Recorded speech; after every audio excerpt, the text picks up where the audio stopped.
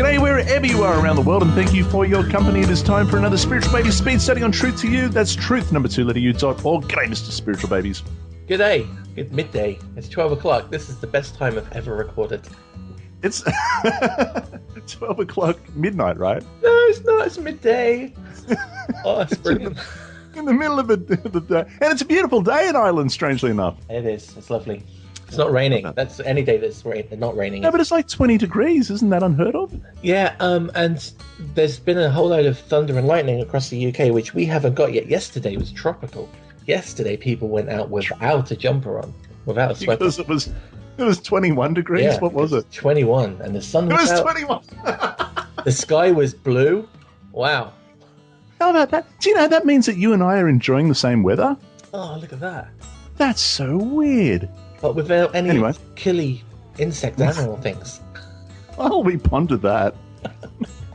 Right. What we're looking at today is 1 Kings chapter. All right, so 1 Kings chapter 12 from what? Verse 25 on, and all the way through chapter 13. This is Jeroboam and the golden calves, right? That's right. Yeah.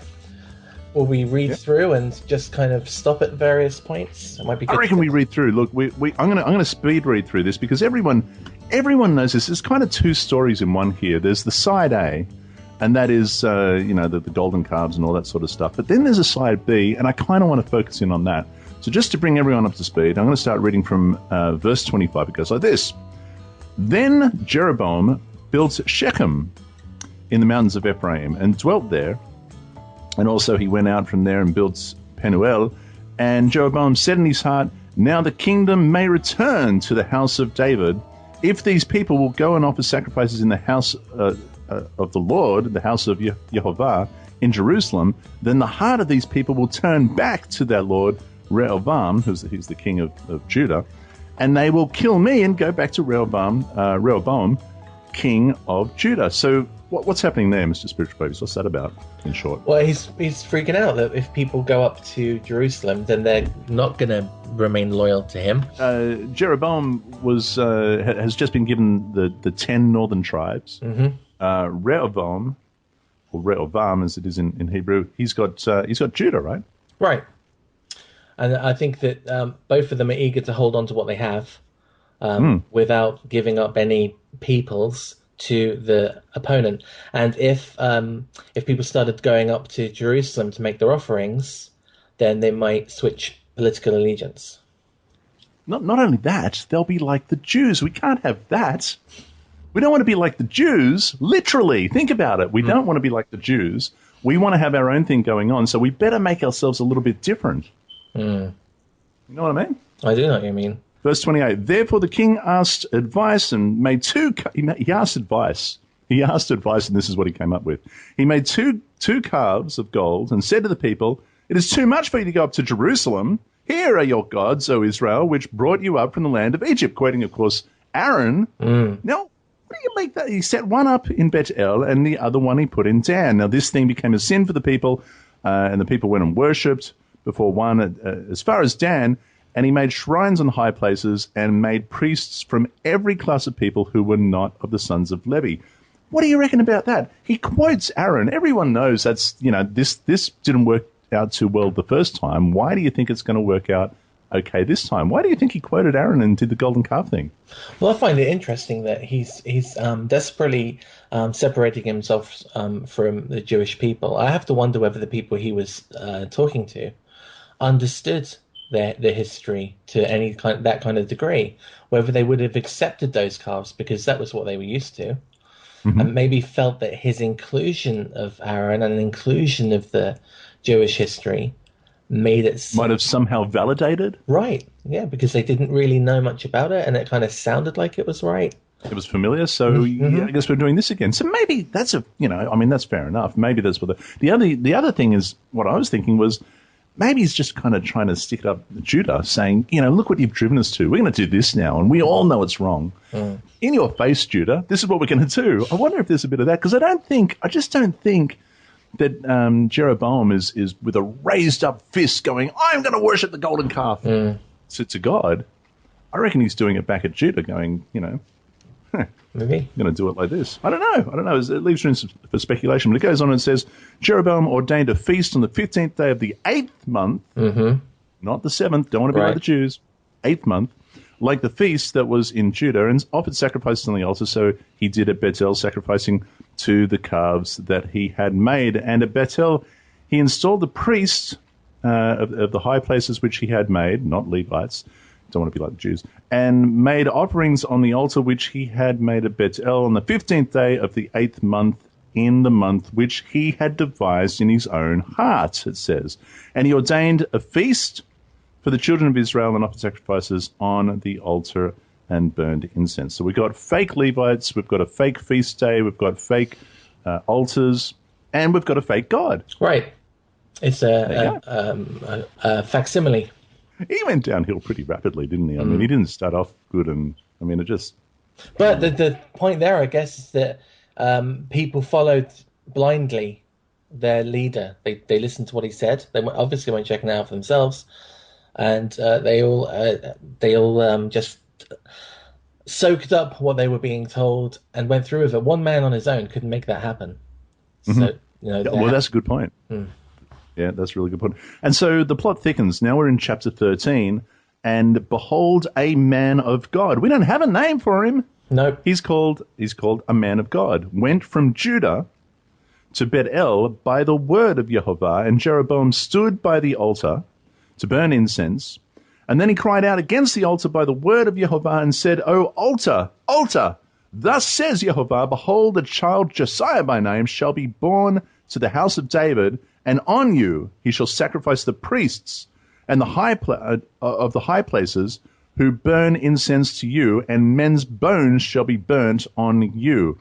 And he gave a sign the same day, saying, This is the sign which Jehovah has spoken. Surely the altar shall split apart, and the ashes on it shall be poured out. So I love this guy. This is the prophet with no name, and he's got the to get up there, stand among everyone, and call it what it is. And he's and we can read from that. You can read the clues. He's come from Judah. He knows what he's talking about, and he's come across this. He's come across this altar, and Jehovah has given him a message and a fire in his belly to go and stand up and shake his fist and call out. I mean, and to do that in the middle of a different nation, it's extremely. I mean, what a servant to do that without, because he could die. Well, he could die. In fact, just a few verses before, Rehoboam sent someone in. It says, verse 18 of chapter 12, Rehoboam sent Adoram, who was in charge of the revenue, but all Israel stoned him with stones, and he died. Therefore, King Rehoboam mounted his chariot in haste to flee to Jerusalem. And yet, it doesn't deter this guy with no name, a man of God. He goes there and he tells them what's what. I like this guy. And so it came to pass that when King Jeroboam heard the saying of the man of God who cried out against the altar in Bethel, he stretched out his hand from the altar, saying, You're not very respectful. You're judgmental. You're just too negative. That's what he said. He said you can't just focus on what we have in common. Positive guy, come on. We can work it out.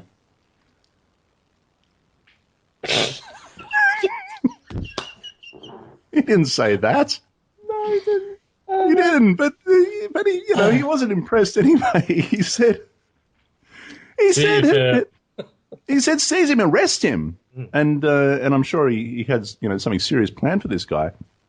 But the hand that he stretched out over the altar, his hand withered so that he could not pull it back to himself. Can you imagine it? Yeah. Shriveled up. I love this symbolism as well. When we see Israel being brought out of Egypt, it says that God did it with his mighty arm. And so we have to assume, and we know of the time that even right up to Roman times, the king or the Caesar or the leader's arm and his hand were a great tool. He'd hold his thumb up for life and down for death, and he'd put his arm out in front of him for the tribes to march on. Mm-hmm. And so not only is this a great sign of God's power over every human being, but also in itself, it's a great sign that he's taken the power of the guy, because he would have probably he stretched out his arm towards the man and then shouted out, "Seize him!" That, his arm alone was a great symbol of his dominion in the land, and that was taken just like that, in a click of a finger. Just like that. Just like that. And that the prophet stands alone above the king of Israel. And the altar also was split apart, and the ashes poured out from the altar according to the sign which the man of God had given by the word of Jehovah. Then the king answered and said to the man of God, "Oh, didn't mean that. Sorry, I thought he was someone else. I know. Please, listen, entreat the favor of Jehovah your God and pray for me that my hand may be restored to me." He does. Basically, he realized he messed up. Well, I mean, there he is with a paralyzed hand pointing in the direction while the ashes of the altar was just split apart and the ashes are poured out. And he realizes, all right. His power to do what he did as a king is gone. He's now weak, and all he can do is say, sorry about that. Can you just fix my arm? Right. Please? Pretty please. The cherry on top. So the man of God entreated Jehovah, and the king's hand was restored to him and became as before. And then the king said to the man of God, "Hey, you're pretty clever. Come back with me and refresh yourself, and I'll give you a reward. I'll give you some gifts." What do you call that? Do you have an expression for that in Ireland? Oh, you know what? I don't know if we do. I mean, I was going to kill you, but now I see that you're more powerful than me, so why don't we just be friends? I'm trying to think of a phrase. I'll even give you a gift. Yeah. It's the worst form of condescension and bribery. There must be a term for it. There must be a term for it. There's one in Australia, but I can't say it. So I'm going to leave it to the listeners. If you can think of a way to sort of put this into a nutshell, love to hear from you. Put it in the comments. But the man of God said to the king, "If you were to give me half your house, I would not go with you, nor would I eat bread nor drink water from this place. For it was commanded me by the word of Jehovah, saying, you shall not eat bread nor drink water, nor return by the same way you came." 3 instructions in one. Don't hang around and eat and drink with these people in this place, and don't return by the same way that you came. So he went another way and did not return by the way he came to Bethel. Now, that's the end of the A track. Right. But there is a B track to this story, and we're still in chapter 13, and it picks up here from verse 11. Now, was there anything you wanted to mention about thus far? Nope, I think we're on target. In fact, this next part is my favorite part of the story. I love this part. This is great. Now, an old prophet dwelt in Bethel. What can we do? What can we speculate? It doesn't really give us too much description about this old prophet. What we do know is that it's highly likely the old prophet hasn't spoken out against the altar. That's right. And we'll get to this perhaps, but it does say in 2 Kings chapter 23, it describes him as an old prophet from Samaria, right? Yeah, that's very interesting. But in any case, we can safely say that he's a false prophet. It says, an old prophet dwelt in Bethel, and his sons came and told him all the works that the man of God had done that day in Bethel. And they also told their father the words which he had spoken to the king. And their father said to them, "Which way did he go?" All of a sudden, there's this panic and there's this urgency about him. And for his sons had seen which way the man of God went who came from Judah. Then he said to the sons, "Saddle my donkey for me." So they saddled the donkey for him, and he rode on it, and he went after the man of God, and he found him sitting under an oak tree, and he said to him, "Are you the man of God who came from Judah?" He said, "I am." And then he said, "Ah, yes, come home with me and eat bread." What's going through your mind? A few things. First of all, this guy, we're assuming from the rest of the text that he was a completely false prophet. and he lived under the banner of prophet. But that's not what he did. He certainly wasn't speaking for God. Mm-hmm. And so then this guy comes, and he hears about that, makes a prophecy under the name of God. The prophecy comes true, and now this guy's about to be outed. Mm-hmm. He's sitting at home. His son's coming to go. Have you seen what this guy's doing? And he's, oh crap. He's gonna, people are gonna come to me and say, why didn't you say that? Or why did you go along with this up to this point? Good point. Good point. So I'm gonna buddy up with this guy. People are gonna see we're two peas in a pod. That's right. Right. Because think about it. This guy, he's from Judah. He's the real deal. Right. He came and spoke the words of Jehovah. What he said in the name of Jehovah came true, and now he's on his way. And he's from Judah. And I can't let that go. This guy's authentic. This guy's got credibility. And to a false prophet, cha-ching. Oh, yeah, that's going to rub off. Right. Credibility equals some cha-ching. Cha-ching. And so you got to go, get the Jew, validate your own prophetic ministry by being seen in town with this guy. This guy even comes back and eats at your house. Are you kidding me? Everyone is talking about this guy right now. He's hot. We need him. I need to get him back here, and I need to be seen with this guy, and he got to get him. Gain by credibility through association. That's what he's doing, and that's why he's so urgently. So he's found him. But the man of God said, I cannot return with you nor go in with you, neither can I eat bread nor drink water with you in this place, for I have been told by the word of Jehovah, you shall not eat bread nor drink water there, nor return by going the way you came. Then it gets really interesting. And this is the verse that is pivotal to the whole story, I think.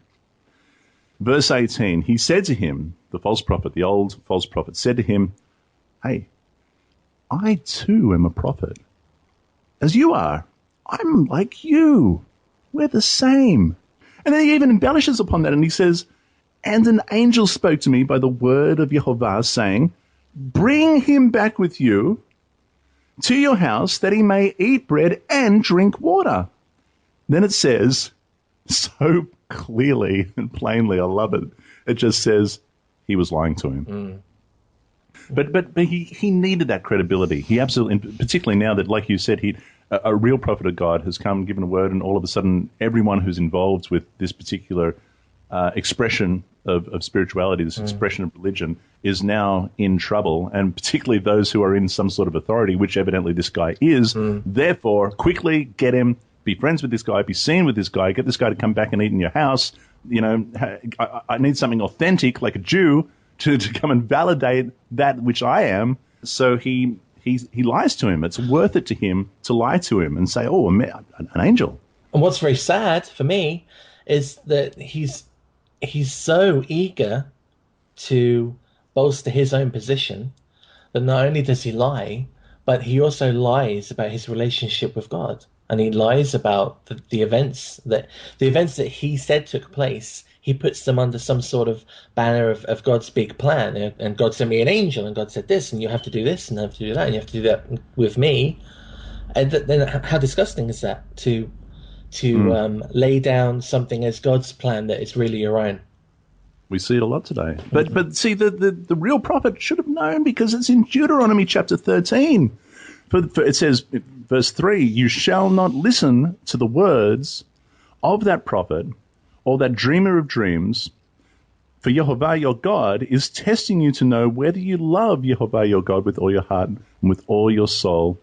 And you shall walk after Jehovah your God and fear him and keep his commandments and obey his voice. You shall serve him and hold fast to him. But he didn't hold fast. He didn't obey the commandment which he was given. He went back. He was duped by this guy. Oh, an angel, really? Oh, well, there's been an update and I wasn't filled in, so I guess I'll go with you. He was probably very charismatic. Yeah, and you don't know whether the guy was stuck between a rock and a hard place. Maybe he genuinely believed this guy. Maybe he genuinely thought, well, there's been an update. Well, then you'd have to ask yourself, why didn't he just tell me? Yeah, there it is. There it is. And look, I reckon, this is such a valuable lesson for us today. Apparently there's been an update. I mean, everything we've been given in the Tanakh, there's nothing missing. It's all catered for. But all of a sudden, there's more. Joseph Smith said there's more. Paul the Apostle said there's more. It's changed now. What do you mean? But no, we're to stick with what we've been given. Mm-hmm. Valuable lesson. Anyway, so he went back with him. He went back with the old prophet, and he said, and he ate bread in his house, and he drank water. And now it happened, actually, you know what? Before I move on, I think, is it Ezekiel 13? There's a lot of 13s. Here we are in 1 Kings 13. We just went to Deuteronomy 13. Is it Ezekiel 13 that I'm thinking of? Yeah. Verse 3, thus says Adonai Yehovah, woe to the foolish prophets who follow their own spirit and have seen nothing. O Israel, your prophets are like foxes in the desert. Goes on. Wow, okay. 3 13s in a row. Anyway, moving on. So it happened that they sat at the table, and the word of Yehovah came to the prophet who had brought him back. This is the old guy, the false prophet, and he cried out, the man of God. It's almost like saying, ha, tricked you, you're going to die. He cried out to the man of God who came from Judah, saying, thus says Yehovah, because you have disobeyed the word of Yehovah and have not kept the commandment which Yehovah your God commanded you, but you came back and ate bread and drank water in the place of which Yehovah said to you, eat no bread and drink no water, your corpse shall not come to the tomb of your fathers. The next line for me is a huge puzzle. Because it says, when the man of God had finished eating and drinking, the prophet who had brought him back saddled his donkey for him. So I have to wonder, the prophet from Judah is sitting there.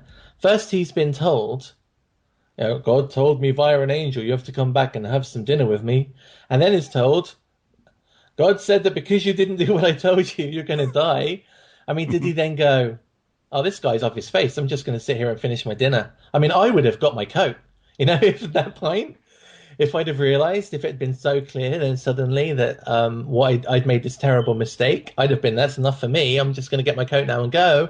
And maybe God will see that I made an honest mistake and I'll be forgiven. Well, but this guy didn't. He sat and finished his meal. This is a really good point, because he should have known better. He was given very, very clear instruction.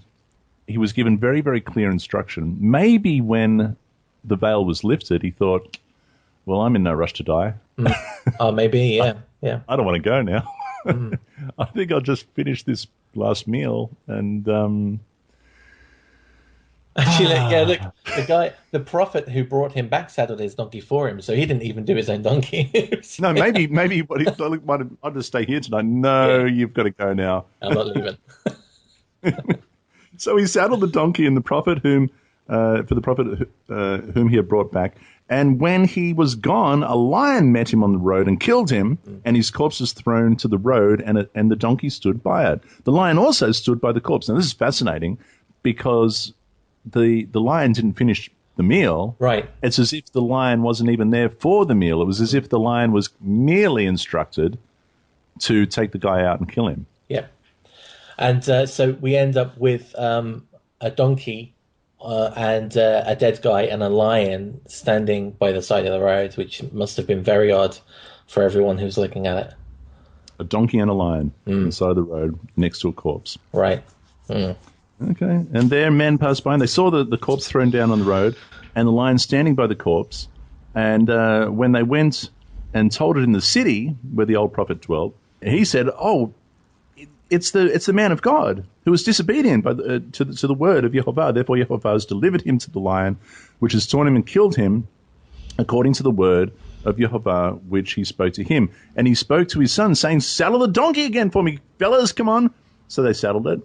And he went out and found the corpse thrown down on the road, and the donkey and the lion were still standing by the corpse, as if like a witness of what had happened. Right. I mean, that's amazing. The lion had not eaten the corpse nor torn the donkey.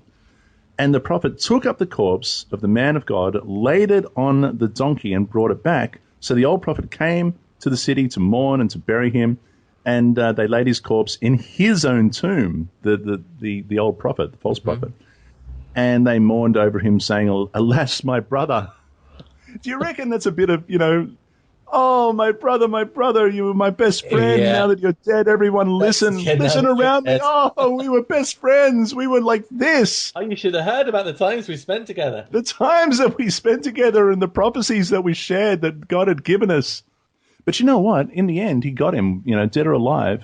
Right. He's valuable to him. He's got him dead, and that's almost just as good. And so it was after he had buried him that he spoke to his son, saying, "When I am dead, then bury me in the tomb where the man of God is buried. Lay my bones beside his bones, for the saying which he cried out by the word of Jehovah against the altar of Bethel and against all the shrines of the high places which are in the cities of Samaria will surely come to pass."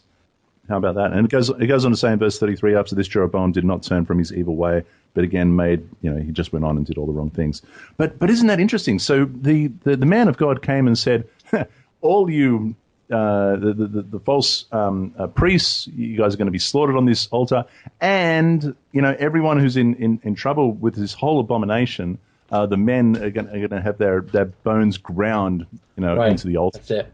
And that's why he was the false prophet's trying to avoid that by getting his bones placed next to the true prophet's bones. He's hoping to avoid his bones being involved in that prophecy. Interesting. And of course, as we said, that prophecy is fulfilled. You can read about it in 2 Kings chapter 23. But it is interesting to think, what did that mean to people in the day? The value of one's bones. I mean, one of the curses of the man of God, once he had disobeyed, is that his bones would not be returned to the tomb of his father. His corpse would not find its way back to the tomb of his fathers.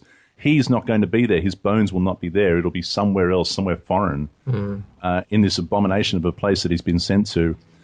And in that, the old man, the old prophet, says, I want my bones to be jumbled up, even put next to this guy, so it's not taken all together and ground up. And Josiah actually honors that, so you can read about that in chapter 23 of 2 Kings.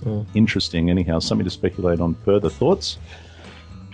Just know that if you're listening to this and you read something in the Word of God, stick to it, and don't be swayed by people who look like this. Oh, but I had a dream. Right, I had a dream.